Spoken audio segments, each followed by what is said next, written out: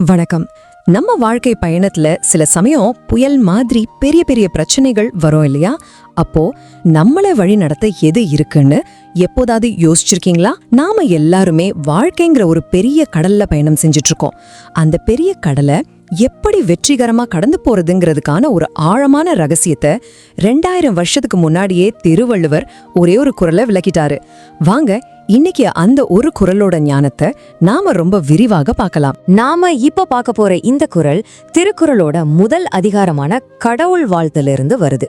இது வெறும் ஒரு தொடக்கம் மட்டும் இல்ல, சொல்லப்போனா திருக்குறளோட முழு தத்துவத்துக்குமே இதுதான் அஸ்திவாரம். நாம புரிஞ்சுக்க போற ஞானத்துக்கான திறவுகோள் இங்க இருந்துதான் தொடங்குது. இப்ப வாங்க திருவள்ளுவரோட அந்த புனிதமான வார்த்தைகளை அது எப்படி எழுதப்பட்டிருக்கோ அப்படியே அதோட தூய்மையான வடிவத்துல ரொம்ப கவனமா கேட்போம். ஞாபகம் வச்சுக்கோங்க, இது முதல் அதிகாரம், அதாவது கடவுள் வாழ்த்துல இருக்கிற 8வது குறள். இப்போ அந்த ஞானத்தை நம்ம பார்ப்போம். அறவாழி அந்தணன் தாழ் சேர்ந்தார் கல்லார் பிறவாழி நீந்தல் அரிது. இந்த வார்த்தைகளோட ஆழத்தை நாம உணரணும்னா வாங்க இன்னொரு முறை கேட்போம். அறவாழி அந்தணன் தாழ் சேர்ந்தார் கல்லால் பிறவாழி நீந்தல் அரிது.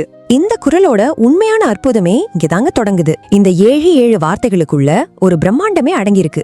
வாங்க அந்த ஒவ்வொரு வார்த்தையும் திறந்து அதுக்குள்ள என்ன இருக்குன்னு பார்க்கலாம். முதல்ல அறவாழி.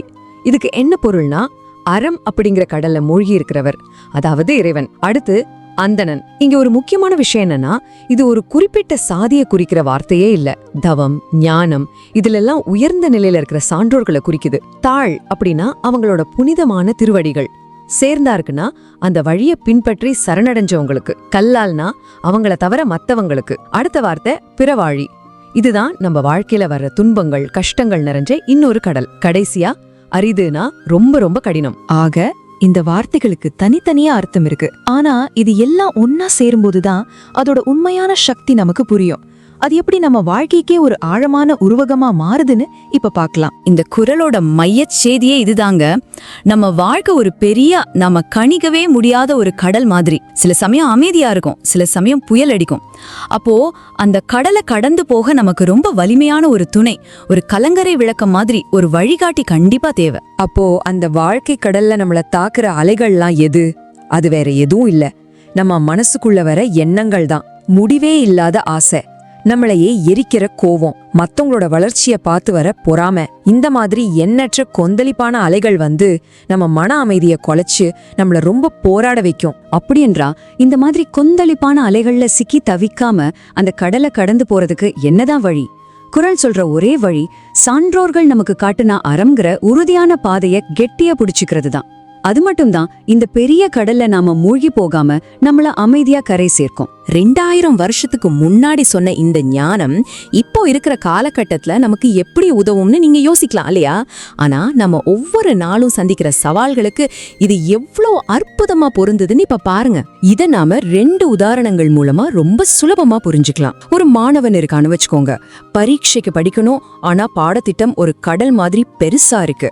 தனியா போராடும் போது அவனுக்கு குழப்பமாகி என்ன பண்றதுன்னே தெரியாம தவிக்கிறான்.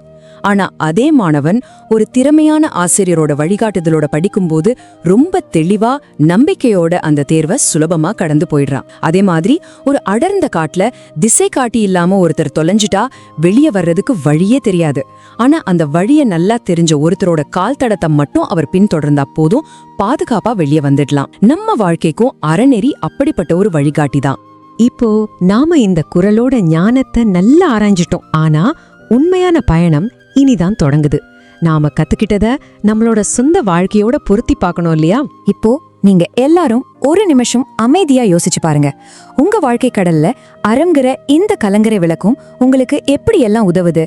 நீங்க சந்திச்ச தனிப்பட்ட சவால்கள், பிரச்சனைகள்ங்கிற புயலை கடந்து போக அந்த அறநெறி உங்களுக்கு எப்படிப்பட்ட ஒரு வழிகாட்டியா இருந்திருக்கு? வாழ்க்கை ஒரு கடல்னா அறம்ங்கிறது தான் அதை கடக்க உதவுற ஒரு அசைக்க முடியாத கப்பல். சான்றோர்களோட வழிகாட்டுதல் மட்டும் நம்ம கிட்ட இருந்தா எவ்வளவு பெரிய புயல் வந்தாலும் நம்மால நம்பிக்கையோட அதை கடந்து போக முடியும். அறம்ங்கிற அந்த துணையை நாம கெட்டியா புடிச்சுக்கிட்டா வாழ்க்கையில வர எல்லா துன்பங்களையும் தாண்டி வெற்றியையும், அதை விட ரொம்ப முக்கியமான மன அமைதியையும் நாம நிச்சயமா அடைய முடியும். இதுதாங்க திருவள்ளுவர் நமக்கு காட்டுற பாதை.